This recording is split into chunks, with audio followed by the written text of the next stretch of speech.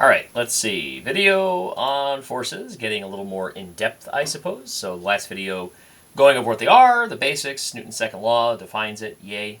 Now, let's do maybe some more practice problems and introduce the idea that because forces have direction, you need to make sure you keep that in mind, if that makes sense. Like, these problems we're going to do should hopefully make sense. You say, oh, yeah, that's intuitive. But it this is a moment where if you're not careful, right? If you just kind of say, direction, who cares? It's gonna jam you up pretty quick. So make sure you're taking into account direction. So if you had a problem that was, I don't know, a ball. That's my ball. It's very circular, as you can tell.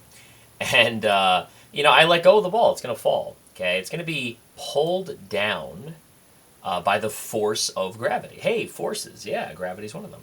Although it gets kind of messy when you get to higher level physics, what gravity is. But hey, it's a force right now. Yay. It's falling down, and we're on Earth. Okay, and on Earth, the acceleration due to gravity. So I'll call this agrav. And you'll notice here I'm trying to introduce to you a concept called notation. Okay, I'll put the word here so you can see it, the word notation. Notation is basically like, how we write things, essentially. Okay? I'm sure if I look up the dictionary, it probably has a more refined definition. But this is what notation is. Okay? Like how I write things. And you say, okay, well, this is an English class. Well, sure, I get that. But if you look at this, you notice I put gravity as a what's called subscript, right? It's below this symbol, right? A for acceleration. So you say, which acceleration? And then it says grav, probably gravity, right? The acceleration due to gravity at sea level on Earth is approximately 9.81 meters per second squared. Okay, that number is going to be burned into your memory forever because this is used in like every physics textbook ever, right? I mean, this is quintessential stuff that you'll learn and say, oh, I remember that. You take chemistry, you'll never forget Avogadro's number, 6.022 times 10 to the 23rd. Okay, certain numbers will just stick out in your brain because you'll be using the number so many times. Okay, I'm not going to make you memorize it, but you'll see it so many times, you probably will memorize it. Anyway, acceleration due to gravity, which means every second an object gets that much faster as it falls. Little blurb on this is that, usually when you see it, it's written as negative. And that's because it's going down, right? And usually when we think of things falling, going down, we make it negative. Okay, if something's going up, we usually make it positive, which kind of makes sense, right? Similarly, if something is going right or left, okay, we assign it negative or positive based on that, okay? And if you're going to yourself, I don't know, this sounds messy. It really isn't that bad, right? If here's my XY plane, right, this is my Y axis, this is my X axis. Something that is going in this direction or this direction will be positive, okay? Something going down or something going to the left would be negative, okay?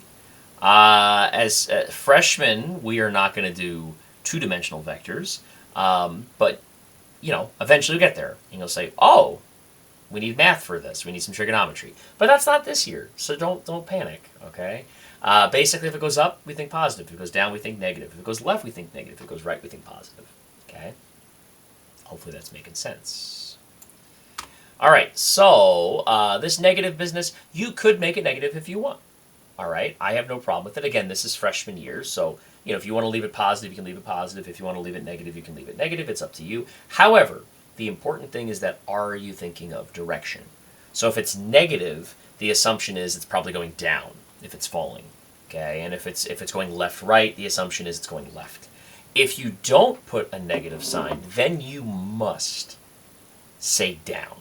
Right? So, like, if I don't include, let me erase this. Let's see how quick the eraser is going to work, right? Oh, that's way too big. Okay, there we go. If I don't include this information, well, then you better ensure that you say something like down.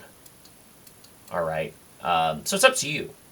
All right? I'm fine with either one. On a test or a quiz, I might specify, but for right now, work with what makes sense to you. And this is perfectly fine for freshman year, okay? Early physics, that is. Okay, so this ball is falling, and we need to know things about it. So let's say this ball has a mass of, I don't know, 200 grams. 200 G. I gotta be careful I say G, because lowercase g is the same thing as this number, so. But yeah, 200 grams.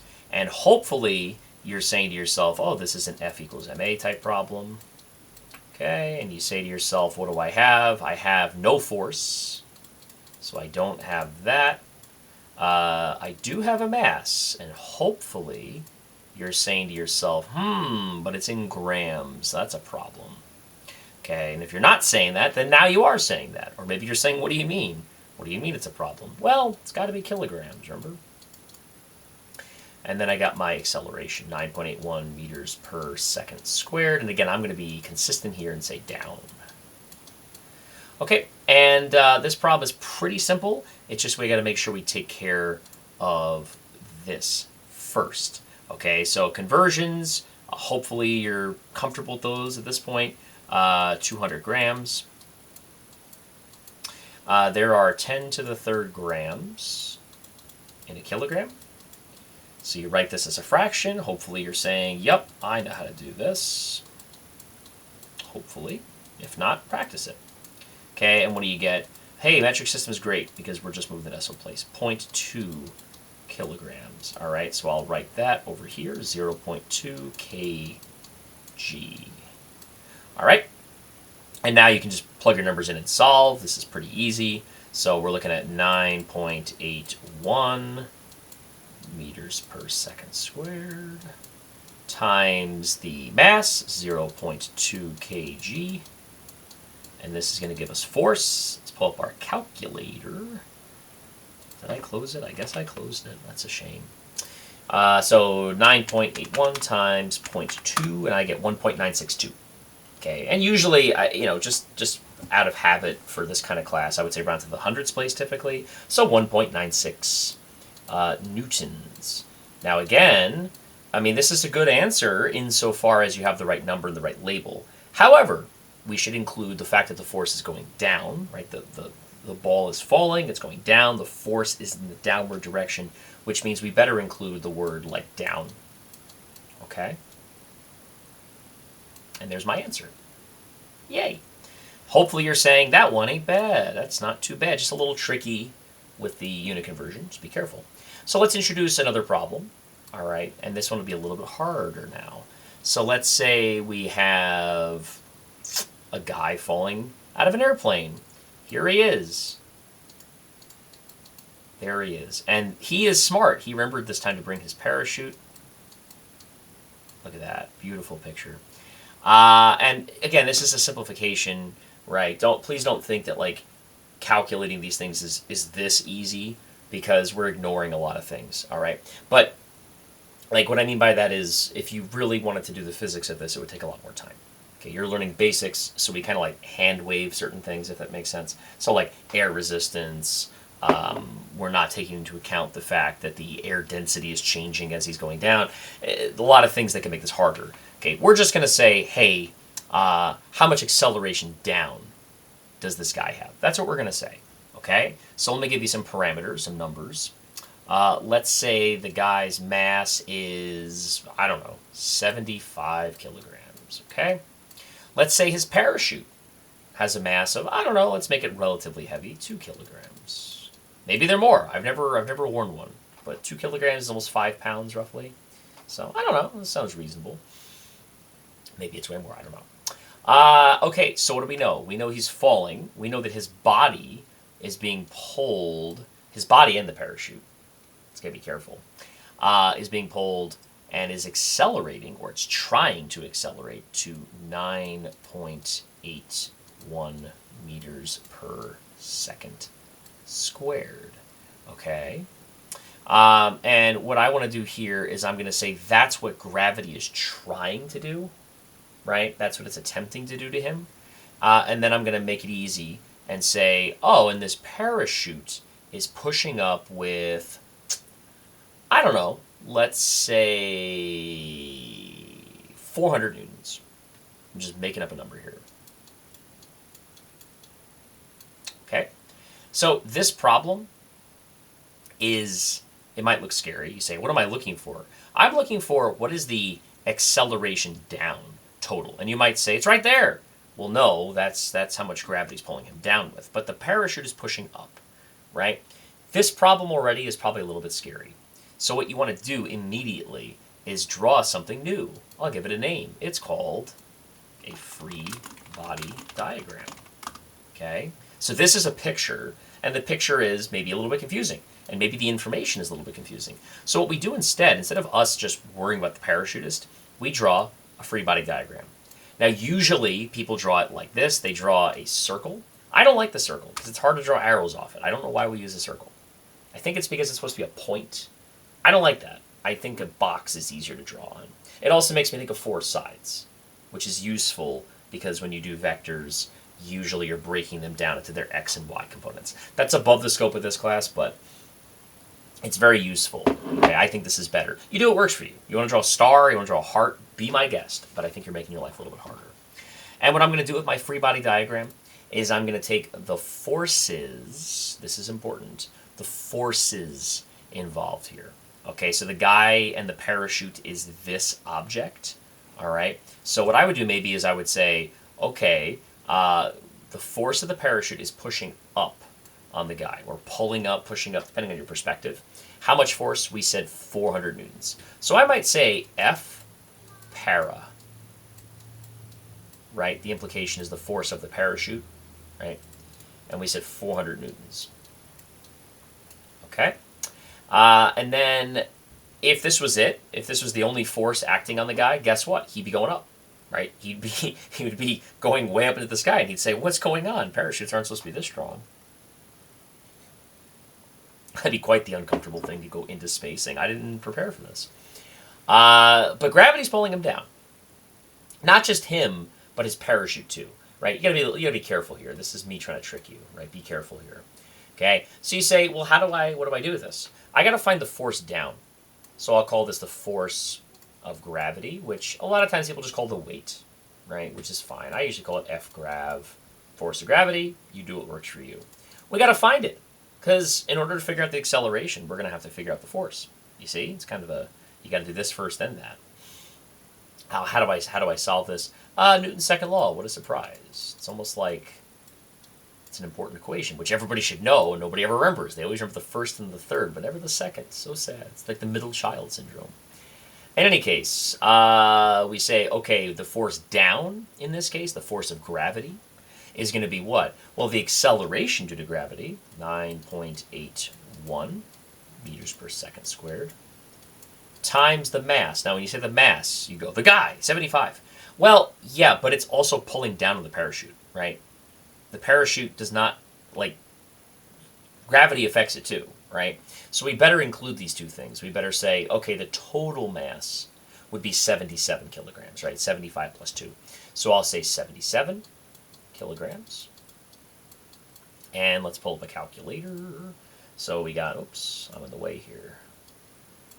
I guess I'll move myself over there. We got what? 77 times 9.81, and I get 755.37 newtons.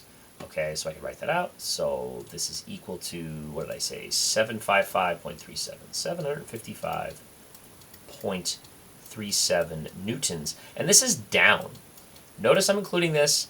If I had made this negative, which is when you get to higher level, you should do that, this would be negative. And you'd say, oh, because it's going down, right?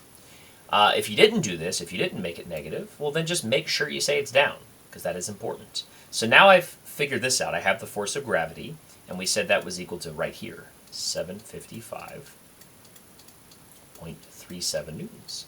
Okay, so I have 400 up, and I have 755.37 down. And hopefully you're saying, oh, I can kind of picture these two things are fighting, right? One is trying to push them up, pull them up, whatever you want to say, and one is trying to pull them to Earth. And they're fighting.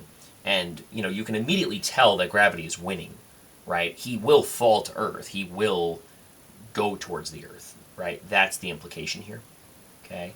Again, this is a simplification. Okay, like there's more stuff going on in this, but we're just doing the basics of force, the basics of direction with force, if that makes sense. Okay, so to do this, we're going to find what's called the net force. When we say net, net means like taking into account everything. Like if I have a business, I have gross revenue. All the money coming into my business is gross revenue. So every time I get paid by somebody, every time someone pays for my lemonade, if it's a lemonade stand, that's gross revenue. Net revenue would be like, I gotta buy lemons, I gotta buy the wood to build the lemonade stand, I gotta buy sugar, I gotta buy cups, right? That's money I have to spend. So when I factor in my income and my expenses, I can combine them and get what's called a net income, which hopefully is positive. Hopefully I have a profit. In this case, right, we're looking at this and we're saying, who's winning, up or down? Okay. This is where the negatives would be very useful. Okay. And again, we're teaching freshmen, so I'm trying to do this maybe two ways you can see it. You pick the way that works for you. The up force is 400. The down force is 755.37. If you just subtract them, if you say, oh, okay, 755.37 newtons minus 400, you're going to get an answer. You're going to say, oh, it's, 355.37 newtons, right? If you just answer this, you're not really given the full answer, because you got to say, is it up or down? And hopefully, if you labeled things, you'd say, oh, this is down, this is the bigger one, which means this would be a force down. Okay. The other way you could have done it is if you had the down forces be negative, in which case it would look like this. F net is equal to negative 755.37 plus, notice the plus sign, okay, 400 newtons. You would get the same answer. The same answer in this case would be negative 355.37 newtons. The fact that it's negative means it's down, so I get the same answer. Okay, you pick what works for you. I would recommend, if you can, to do the top, just because that's what you would do in a physics class your senior year. Okay, so I'd recommend that. All right, but if you really want to, you could do it this way too. It's just that you might make a mistake, and we don't like making mistakes if we can avoid it. All right, that's not the final answer, right? That's the force. That's what's called the net force. Now I can find the acceleration down, okay? Because we know the force is down. We know the net force is down. All I got to do is do the same thing here, right? Except now I'll do a version of this equation where I say F net is equal to A net, acceleration net, times the mass net, right? M net. Okay, and you might say, do I really have to write it out? Again, you don't have to, but it might help you plan. Okay, so my net force, hey, I just found that. That's this number right here. Hey, I just found that, right? I plug that in. The mass net, that's the combined. That's the 2 plus, oops, that looks horrible. There we go, right? These two, we already did that. We got the 77 earlier. Okay, so let me erase some of this so we can get that going. All right. So we have, was it 355.37? And that's a force down. So 355.37 newtons is equal to, we don't know the acceleration, the net acceleration. We don't know that. I'm trying to find that, but we do know the mass. The mass was 77 kilograms. Remember to add the 2 plus 75. Okay, and simple math, just divide both sides by 77 kg. And what do we get? Let's see. So 355.37 divided by 77, and I get 4.62, we'll say, rounding it. 4.62 meters per second squared. And again, if you don't have the negative, if you didn't do the negative here, this answer, you say, that's my answer. It's mostly right, but you're missing something. You better say down. And that would be your answer. Okay. This parachutist probably has a problem because he's only cut in half his acceleration down, which means depending on when he deployed his parachute, he might hit the ground going very fast, which would be a problem for him and his legs. But there's made up numbers, so it doesn't really matter that much. So hopefully it makes sense. The big thing here in this video is this, the free body diagram business. just make sure you're thinking about direction. That's the main thing, and hopefully the practice seeing this, seeing the different ways of looking at it, hopefully helps you out. So have a great rest of your day.